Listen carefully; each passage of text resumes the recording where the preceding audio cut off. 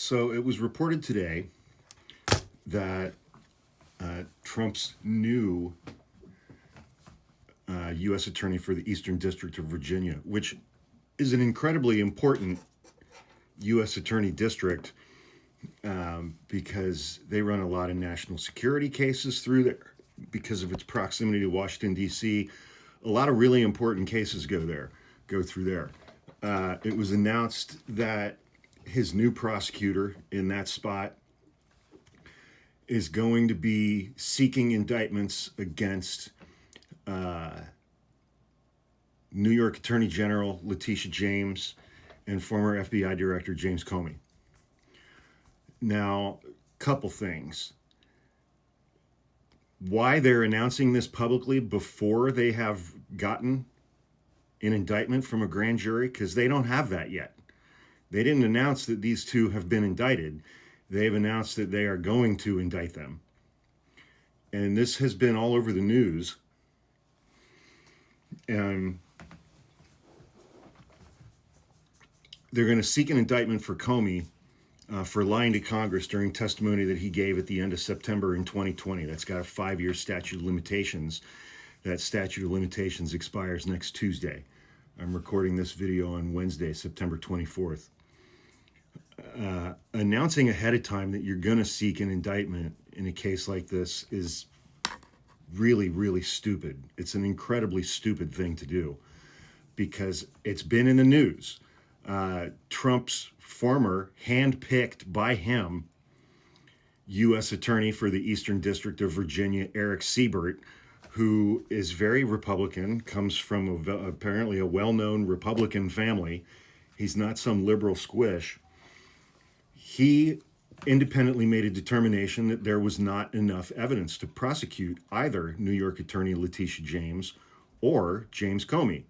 The charges that are going to be sought against Letitia James have to do with their mortgage related and a second home and things like that.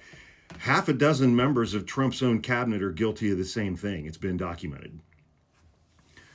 And, Donald Trump has fully weaponized his Justice Department in this regard.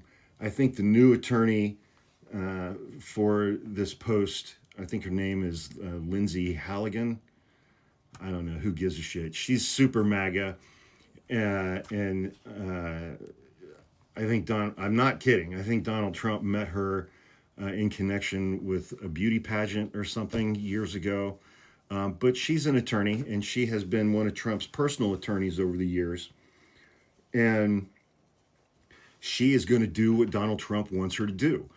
And she's going to do it willingly and enthusiastically. So they've got to get past a grand jury with this. From what I saw in the reporting, is the allegation is that James Comey authorized then Deputy FBI Director Andy McCabe to leak something to the press. Andy McCabe said he didn't authorize me to make that leak. James Comey has said I didn't authorize him to make that leak. And apparently there's some internal DOJ documentation that supports that. So it's going to be really challenging for them to get an indictment against James Comey for perjury in the first place. And, in order for prosecutors to make this case against James Comey, first of all, they have to prove that he said something to Congress, that it was false, that Comey knew he was lying to Congress when he said it, that the statement was intentionally false, and that he lied to Congress on purpose. I don't know how they would prove that here. And second, bear in mind that it's not in D.C., it's in the Eastern District of Virginia, because Judge Jeanine Pirro, box of wine, has been having a great deal of difficulty getting indictments in some of these Trump cases in Washington, D.C. Grand juries have said, no, we're not going to indict this person on whatever felonies you want, and they've had to reduce the charges in a bunch of cases to misdemeanors. But even assuming that they get an indictment, eventually there's going to be a jury trial, and these people are going to be called to testify. This is going to be an incredibly difficult case. And same thing with Letitia James. They're going to have to prove that she intentionally lied on mortgage paperwork. I mean, this is just the DOJ being weaponized by Donald Trump and going after his perceived political enemies. Even though, and I feel every time I bring up James Comey, I feel like it's extremely important for me to say the following. Fuck James Comey. He put his thumb on the scale in the 2016 election to Hillary Clinton's detriment and held press conference after press conference and announcement after announcement about her email servers, while he was also investigating members of Donald Trump's campaign and their ties to Russia, and never held a single press conference about that. He reopened the Hillary Clinton thing with another press conference like 10 days before the election. So fuck James Comey. Zero sympathy for him from me. But that doesn't justify this kind of bullshit. And that's exactly what it is. It's bullshit.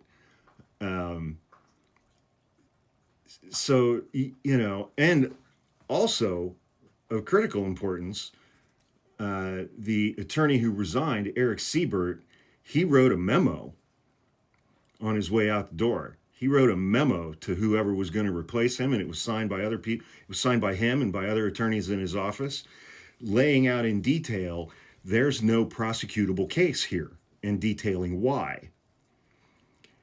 Here's the secret genius of him doing that. That memo is going to be discoverable in the criminal case, meaning James Comey's defense attorneys will get a copy of that memo, and Letitia James's defense attorneys will get a copy of that memo, assuming that it's not leaked to the press before then, which I expect it probably will be. It certainly will be after these defense attorneys get a copy of it. So it's like the prior Republican U.S. attorney for the Eastern District of Virginia wrote a detailed memo as to why there is not enough evidence to prosecute either one of these cases. Put it in writing. That's going to be discoverable. And now the new incoming U.S. attorney for the Eastern District of Virginia, Ms. Halligan, has that document now and has read it and has been advised and informed as to why there's no prosecutable case here. And she's going to prosecute it anyway.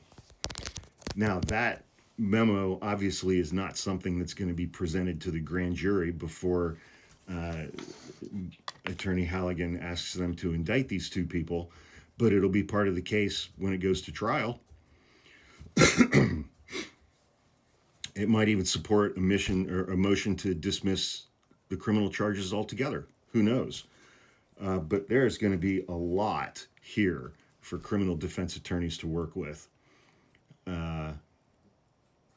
This is just dumb.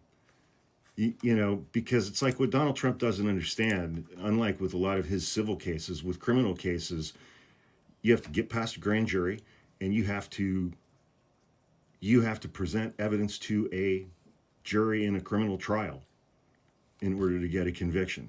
And that's where the rubber meets the road. And that's where we're going to find out whether this new attorney, Ms. Halligan, is willing to lie to a federal judge, whether she's willing to lie to defense counsel, whether she's willing to lie to a jury in court as an officer of the court. She took an oath.